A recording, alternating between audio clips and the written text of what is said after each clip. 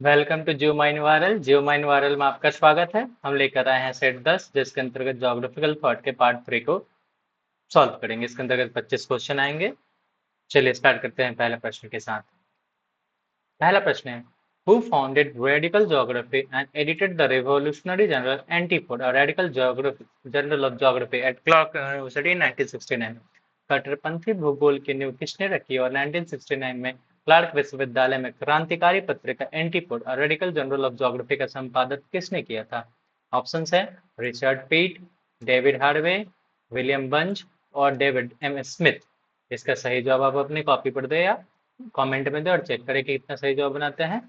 इसका सही जवाब है ए, रिचर्ड पीट। रिचर्ड पीट को क्लार्क विश्वविद्यालय में एंटीपोड पत्रिका के सह संस्थापक और लंबे समय तक संपादक रहने का श्रेय है। उन्होंने गरीबी, असमानता, अल्प विकास की मार्क्सवादी व्याख्याओं की और मानव भूगोल को मोड़ने की महत्वपूर्ण भूमिका निभाई थी। अगले प्रश्न के साथ चलते हैं। विच radical geography concept argue that capitalism naturally produces geographical inequality, creating a permanent core of wealth and a marginalized periphery of poverty। कौन सी क्रांतिकारी भौगोलिक अवधारणा यह तर्क देती है कि पूंजीवाद स्वाभाविक रूप से भौगोलिक असमानता पैदा करता है, जिससे धन का एक अस्थायी केंद्र और गरीब का एक हाशिए पर स्थित परिधि क्षेत्र बनता है? ऑप्शन है स्पेशल ऑटो कोरिलेशन, दूसरा ऑप्शन है अनइवन जोग्राफिकल डेवलपमेंट, तीसरा ऑप्शन है सेंट्रल प्लेस थ्योरी और चौथा है एरियल डिफरेंशिएशन। इसका सही जवाब है बी, अनइवन जोग्राफिकल डेवलपमेंट, असममित भौगोलिक विकास। मार्क्सवादी भूगोलविद जैसे नील स्मिथ हो गए, डेविड हार्वे हो गए, ने असममित भौगोलिक विकास का सिद्धांत विकास किया था। ठीक है, ध्यान रखेंगे ये नील स्मिथ और डेविड हार्वे, इन्होंने असममित भौगोलिक विकास का सिद्धांत विकसित किया था ताकि यह दिखाया जा सके पूंजीवाद समान रूप से धन वितरित नहीं कर सकता, इसके लिए स्थानिक असमानताओं की आवश्यकता होती है। नेक्स्ट क्वेश्चन देखते हैं। Auguste Comte philosophy of positivism, which shaped the quantitative revolution, argues that the knowledge can only be obtained through। Auguste Comte का प्रत्यक्षवाद का दर्शन, जिसने मात्रात्मक क्रांति को आकार दिया, यह तर्क देता है कि सच्चा ज्ञान केवल किसके माध्यम से प्राप्त किया जा सकता है? ऑप्शंस आप देख सकते हैं यहाँ पे है। ए, रिलीजियस रिवेलेशन, दूसरा इंट्यूशन एंड सब्जेक्टिव फीलिंग, तीसरा empirical observation, scientific testing and sensory experience और चौथा मेटाफिजिकल फिलॉसफी। इसका सही जवाब है C, empirical observation, scientific testing and sensory experience. Positivism rejects metaphysics and theology. It asserts that scientific truth must be empirically verified through direct observation, measurement, and the formulation of universal mathematical law। Next question देखते हैं। The Vienna Circle, the Vienna Circle in early 20th century developed which philosophy that served as the primary ideological backbone of the quantitative revolution in geography। 20वीं सदी की शुरुआत में Vienna circle ने किस दर्शन का विकास किया जिसने भूगोल में मात्रात्मक क्रांति की प्राथमिक वैचारिक रीढ़ की हड्डी के रूप में कार्य किया? ऑप्शन है x, existentialism, logic positivism, structuralism, post modernism. इसका सही आंसर यहाँ पे पहले से लिखा हुआ है बी, वियना सर्कल द्वारा प्रतिपादित तार्किक प्रत्यक्षवाद। यह तर्क देता है कि कोई कथन केवल तभी सार्थक है जब वह तार्किक रूप से स्पष्ट या अनुभवजन्य से रूप से सत्यापित किया जा सके। इसने भूगोलविदों को स्थानिक पैटर्न के नियम खोजने के लिए भी प्रेरित किया था। नेक्स्ट देखते हैं। Structuralism in human geography is an approach that explains visible spatial patterns by analyzing। मानव भूगोल मानव भूगोल में संरचनावाद एक ऐसा दृष्टिकोण है जो किसके विश्लेषण द्वारा दृश्यमान स्थानिक पैटर्न की व्याख्या करता है? ऑप्शन है यहाँ पे आप देख रहे हैं। पहला ऑप्शन है individual free will and choice, under developed soil structure, deep unseen and socio economic and political structure, climate change and over centuries, climatic change over centuries. इसका सही जवाब है सी, स्ट्रक्चरलिज्म। संरचनावाद का तर्क यह है कि दृश्य घटनाएं को केवल व्यक्तिगत विकल्पों द्वारा नहीं समझा जा सकता, बल्कि वे समाज की गहरी अदृश्य संरचनाओं द्वारा निर्धारित होती हैं। तो मानव भूगोल में संरचनावाद का दृष्टिकोण किसने प्रतिपादित किया, आप ये भी नोट करेंगे बाद में आप ढूंढ के। चलिए नेक्स्ट क्वेश्चन देखते हैं। Which philosophical movement in geography launched a service critique against meta-narratives and celebrated fragmentation, local context and deconstruction? भूगोल में किस दार्शनिक आंदोलन ने सार्वभौमिक सत्यों के खिलाफ गंभीर आलोचना शुरू की और विखंडन, स्थानीय संदर्भ और विखंडन का समर्थन किया? इसका ऑप्शन है प्रत्यक्षवाद, मॉडर्निज्म, पोस्ट मॉडर्निज्म और इन्वायरमेंटल डिटर्मिनिज्म। इसका सही आंसर होगा सी, पोस्ट मॉडर्निज्म, उत्तर आधुनिकतावाद। 1980 के दशक में भूगोल में उत्तर आधुनिकतावाद का उदय हुआ है, जिसने भव्य सार्वभौमिक सिद्धांत को, जिसको पूर्ण स्थानिक नियम सख्त मार्क्सवाद माना जाता है, को खारिज कर दिया और इसने व्यक्तिपरक व्याख्याओं और स्थानीय अंतरों पर जोर दिया। यानी व्यक्ति के हिसाब से प्रश्न का जवाब हो सकता है। ठीक है, नेक्स्ट देखते हैं। Who authored the groundbreaking postmodern geographical book Postmodern Geography: The Resurgence of Space in Critical Theory in 1989? क्रांतिकारी उत्तर आधुनिक भौगोलिक पुस्तक, याद रखेंगे पुस्तक का नाम है post modern geography the reassertion of space के लेखक कौन थे? Edward Soja, Rick Gregory, David Harvey, Richard Hartshorne. इसका सही जवाब है ए, एडवर्ड सोजा। एडवर्ड सोजा की पुस्तक का नाम है पोस्ट मॉडर्न जियोग्राफी। इस पुस्तक में उन्होंने समाजशास्त्र में स्थानिक सिद्धांत के एकीकरण की वकालत की थी आलोचनात्मक रूप से, और तर्क दिया था कि ऐतिहासिकता ने सामाजिक विश्लेषण में स्थान को हाशिए पर धकेल दिया है। नेक्स्ट देखते हैं। In the post modern book third space, अब यहाँ पे नेक्स्ट किताब का नाम है third space 1996, Edward Soja defined third space as, Edward Soja की ही पुस्तक है थर्ड स्पेस, और इसमें थर्ड स्पेस 96 में प्रतिपादित किए थे। उन्होंने थर्ड स्पेस किसे माना था? ऑप्शन है the physical world we touch, the mental representation of space, a fully lived space that combines both real and imagined space, और आउटर स्पेस। ऑप्शन सब देख लिए, इसका सही जवाब होगा C, a fully lived space that combines both real and imagined space. Soja ने Henry फ्लेवरे के स्थानिक त्रय का विस्तार किया। हेनरी फ्लेवरे एक ज्योग्राफर है, इन्होंने एक स्थानिक त्रय दिया था और उसी का विस्तार करके इन्होंने फर्स्ट स्टेप को भौतिक, सेकेंड स्पेस को मानसिक और थर्ड स्पेस को जीवंत स्थान के रूप में वर्णित किया है। तो बहुत ध्यान से रखेंगे कि जो हेनरी सोजा है उनका फर्स्ट स्टेप क्या है? प्रत्यक्ष स्थान है, भौतिक स्थान है। सेकंड स्पेस क्या है? मानसिक स्थान है, काल्पनिक स्थान है। और थर्ड स्पेस क्या है? जीवंत स्थान है, जो वास्तविक और काल्पनिक दोनों का मिश्रण है। चलिए नेक्स्ट क्वेश्चन देखते हैं।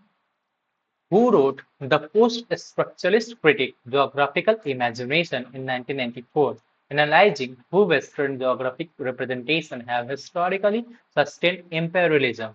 पश्चिमी भौगोलिक अभ्यावेदन ने ऐतिहासिक रूप से साम्राज्यवाद को कैसे बनाए रखा, इसका विश्लेषण करने वाली पोस्ट स्ट्रक्चरलिस्ट आलोचना जियोग्राफिकल इमेजिनेशंस 1994 में किसने लिखी थी? तो पुस्तक का नाम आप देखेंगे जियोग्राफिकल इमेजिनेशन, किसने लिखी थी? ऑप्शन है डेरेक ग्रेगरी, डेविड ले, लिंड मैकडोवेल और गिलियन रोज। इसका सही जवाब है ए, डेरेक ग्रेगरी। डेरेक ग्रेगरी ने जियोग्राफिकल इमेजिनेशन नामक पुस्तक लिखी थी, जिसमें शास्त्रीय भौगोलिक संवादों का विखंडन किया था और बताया था पश्चिमी स्थानीय कल्पनाओं का उपयोग गैर पश्चिमी संस्कृतियों पर हावी होने के लिए सत्ता के उपकरणों में कैसे किया गया था। नेक्स्ट देखते हैं।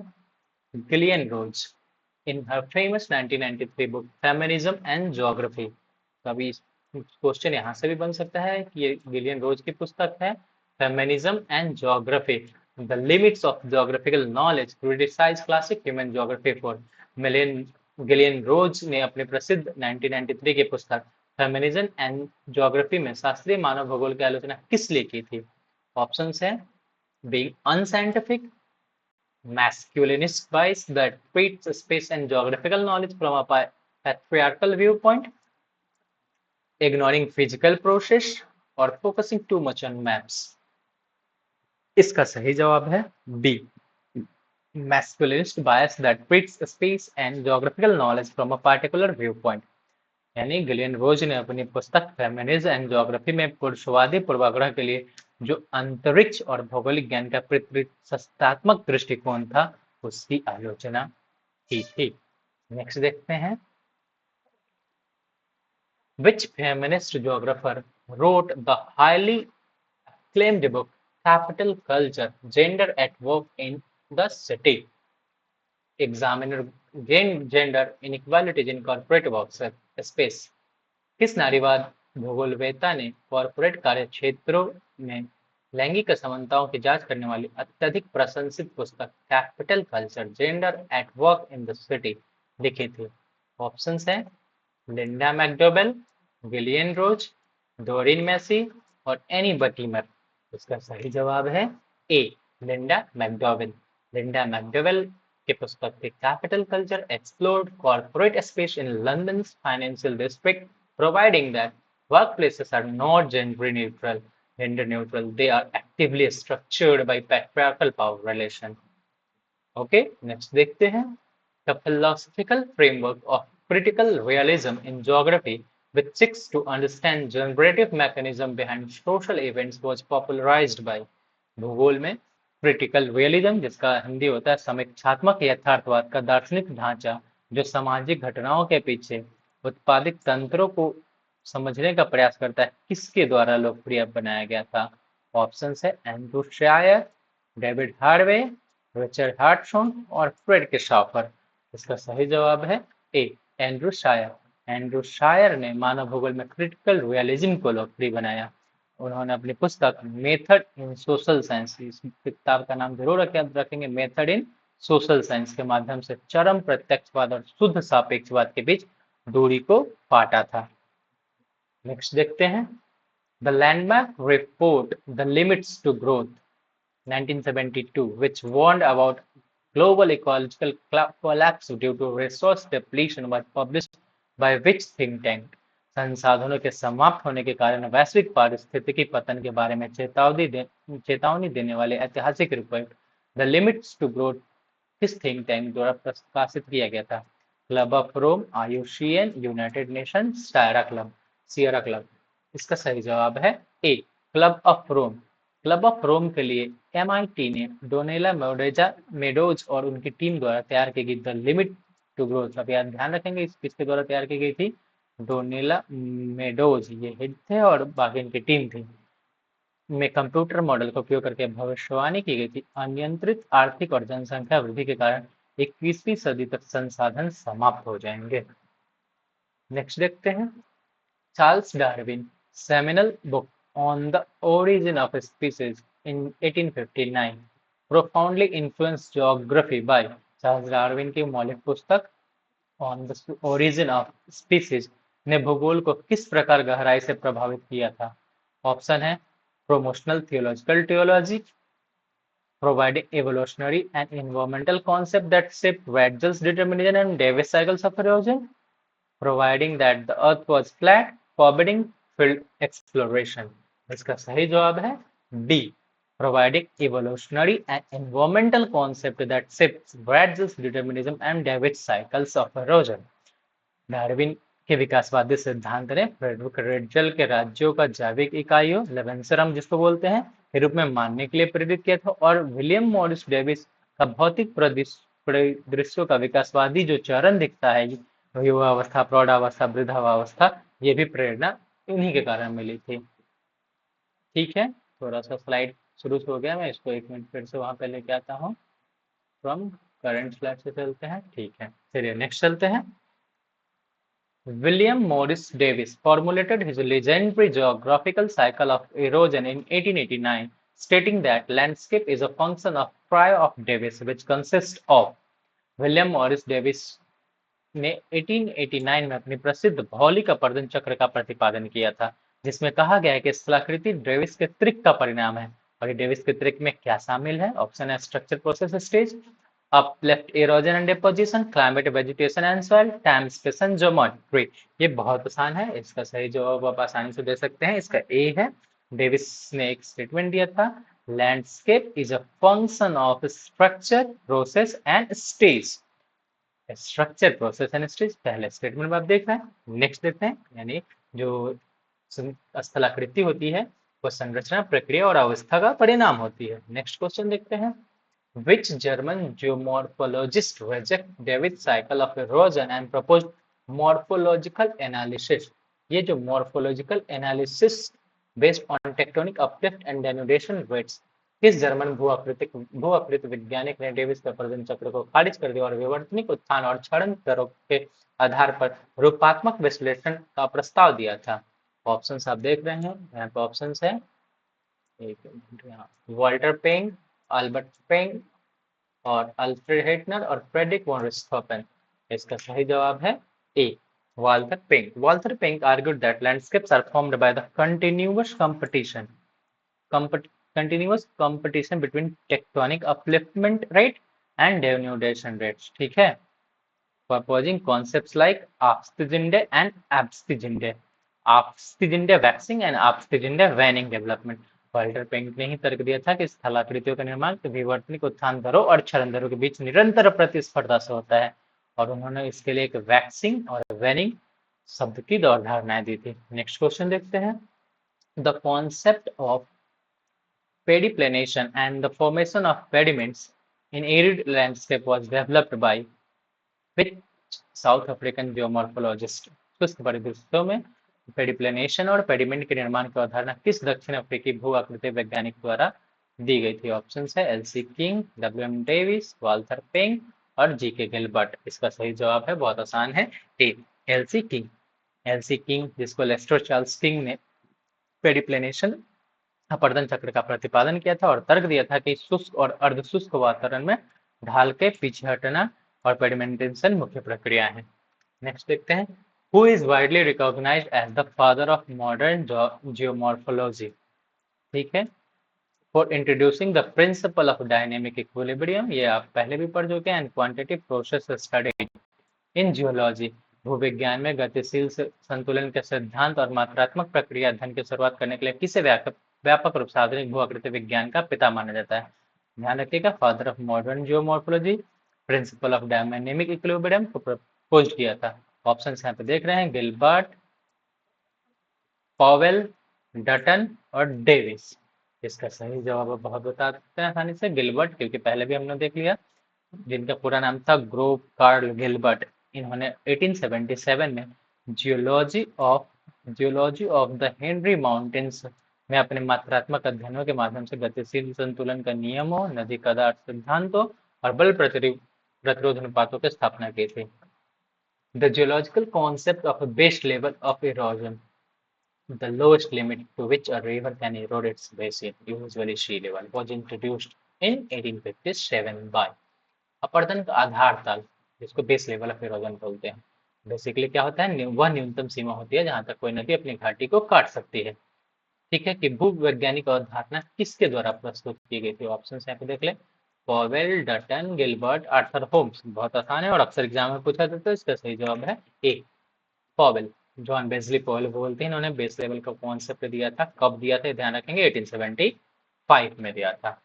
नेक्स्ट देखते हैं, who introduced the term isostasy in 1889 to describe the state of gravitational equilibrium between Earth's crustal block and the mantle? पृथ्वी की क्रस्ट की परतों और मेंटल के बीच गुरुत्वाकर्षण संतुलन की स्थिति का वर्णन करने के लिए 1889 में आइसोस्टेसी शब्द किसने दिया था? ऑप्शन है डटन महोदय हैं, जीबी एरी हैं और जॉन हेनरी प्राट हैं और आर्थर होम्स है।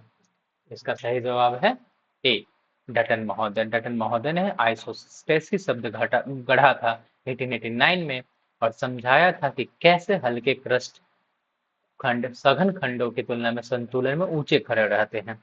संतुलन की संकल्पना में ये सब हम पढ़ते हैं। नेक्स्ट क्वेश्चन देखते हैं, who propose the thermal convectional current theory in 1989 in Earth's mantle, providing the physical mechanism that later support continental drift and plate tectonics? पृथ्वी के मेंटल में तापीय संवहन धारा सिद्धांत का प्रस्ताव किसने दिया था, जिसने बाद में महाद्वीपीय विस्थापन और प्लेट विवर्तन को भौतिक तंत्र प्रदान किया? ऑप्शंस हैं इसके, Arthur Holmes, Wegener, Harry Hess और टूजो विल्सन। इसका सही जवाब है ए आर्थर होम्स का ही है थर्मल कन्वेक्शनल करंट थ्योरी। ठीक है, नेक्स्ट देखते हैं। Who author the famous book the origin of continent and ocean in 1915 launching the continental drift theory. अब ये वर्ड दे दिया कि कॉन्टिनेंटल ड्रिफ्ट थ्योरी लॉन्च करने के लिए उन्होंने ये पुस्तक लिखी, the origin of continents and ocean. तो आसानी से आप बता सकते हैं, ऑप्शन से Wegener, Harry Hess, Holmes, Vladimir Koppen. इसका सही जवाब है A, Alfred Wegener. Alfred Wegener का ही ये थ्योरी है कॉन्टिनेंटल ड्रिफ्ट थ्योरी, और इन्होंने अपनी पुस्तक the origin of continent and ocean में इसका प्रतिपादन किया था बाद में। नेक्स्ट देखते हैं। Who proposed the seafloor spreading theory in 1962, providing the new oceanic crust is continuously created amid oceanic ridge? 1962 में सागर नितल प्रसरण सिद्धांत का प्रस्ताव किसने दिया था, जिसने यह सिद्ध हुआ कि मध्य महासागरीय कटकों पर लगातार नए समुद्री कटक क्रस्ट का निर्माण होता है? हैरी हेस ने दिया था, रॉबर्ट डिट्स ने दिया था, टोजो विल्सन ने दिया था, जेवियर ली पिशोन ने दिया था। इसका सही जवाब है ए, हैरी हेस। हैरी हेस का थ्योरी है सी फ्लोर स्प्रेडिंग कब दिया था, ध्यान रखेंगे ये एग्जाम में पूछा जा चुका है, 1962 में दिया था। ठीक है, यहाँ पे एक और बात लिखा गया है, हैरी हेस ने 1962 में हिस्ट्री ऑफ ओशन बेसिन प्रकाशित की थी, जिसमें रेखांकित किया था कि कटकों पर मैग्मा ऊपर उठता है जब और जमकर नया समुद्र तल बनाता है, दोनों दिशाओं में खसकते जाता है। नेक्स्ट देखते हैं। The concept of transform faults and the recognition that plates act as rigid cell moving over the asthenosphere was introduced by which Canadian geophysicist in 1965? रूपांतरण भ्रंश की अवधारणा और यह मान्यता कि प्लेटें asthenosphere पर तैरती हुई कठोर सेल के रूप में कार्य करती हैं 1965 में किस कनाडाई भूभौतिकविद द्वारा दी गई थी? ऑप्शंस आप देख रहे हैं, टूजो विल्सन, मैकेंजी, रॉबर्ट पाकर और जेवियर पिचोन। इसका सही जवाब है A, Tuzo Wilson. Tuzo Wilson ने ट्रांसफॉर्म फॉर्म को एक्सप्लेन करने के लिए टू एक्सप्लेन ट्रांसफॉर्म फॉर्म की संकल्पना दी to explain how ocean wedges are offset and connect the plate boundary which is was a critical breakthrough in established plate tectonics. Next question देखते हैं। According to ancient Indian cosmological geography mentioned in Purans, the Earth's landmass is divided into how many द्वीप्स? पुराणों में वर्णित प्राचीन भारतीय ब्रह्मांडीय भूगोल के अनुसार पृथ्वी के भूभाग को कितने द्वीपों में विभाजित किया गया है? ऑप्शन है 5, 7, 9, 12। इसका सही जवाब है B, 7। The Puranas divide the earth into 7 concentric dvipas. नाम आपने अगर सुना हो तो ध्यान रखें, जम्बू द्वीप है the central one where India is located. उसके बाद से पलक्ष, सालामली, कुशा, क्रौंचा, शका एंड पुष्करा। पुराणों में पृथ्वी के जो 7 केंद्रीय द्वीप हैं उसके नाम हिंदी में आप देख सकते हैं, यहाँ पे लिखा हुआ है। लक्षद्वीप, शामली द्वीप, कुश द्वीप, क्रौंच द्वीप, शाक द्वीप और पुष्कर द्वीप। ठीक है, तो ये हमारे आज के 25 क्वेश्चन हो गए। ठीक है, अगर आपको ये पसंद आए तो इसे लाइक करें, सब्सक्राइब करें और शेयर करें। धन्यवाद। कल इसके चौथे पार्ट के साथ मिलेंगे और इस बुक को क्या बोलते हैं उसको, ज्योग्राफिकल थॉट का खत्म करेंगे सेक्शन। चलिए मिलते हैं कल।